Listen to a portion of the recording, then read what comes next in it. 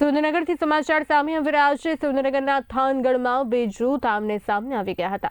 જૂથ અથડામણની ઘટના જે છે ઘટી હતી અને બે જૂથ વચ્ચે અથડામણ અને ફાયરિંગ બની હતી। ફાયરિંગની ઘટના ઘટી। ચિત્રાલાખા અને અમરાપરા ગામ એક જ જ્ઞાતિના બે જૂથ વચ્ચે અથડામણ થઈ।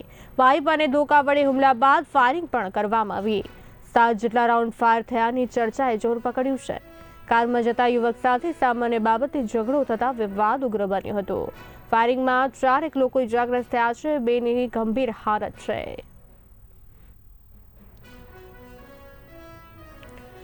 થાનગઢમાં બે જૂથ આમને સામને આવી ગયા હતા। ફાયરિંગ પણ કરવામાં આવી। ચિત્રાલાખા અને અમરાપર ગામે એક જ જ્ઞાતિના બે જૂથ વચ્ચે અથડામણ।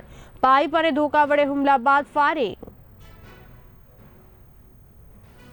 થાનગઢ પૈસા લેવા ગયો તો પછી અમરાપુર પહોંચ્યો ને પાણી ઉડ્યું હતું। પછી મને ઝાપટું મારી।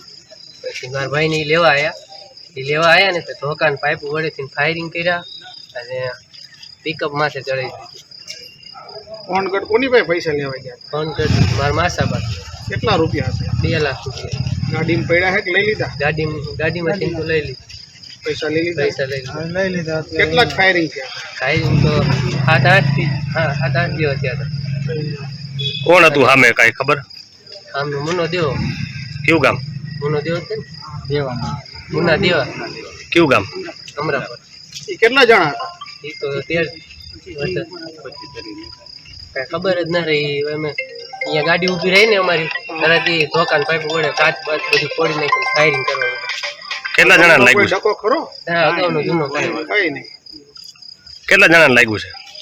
લાગ્યું 4 જણાને લાગ્યું, એમાં 2 ને વધારે લાગ્યું। બીજું કઈ નુકસાન?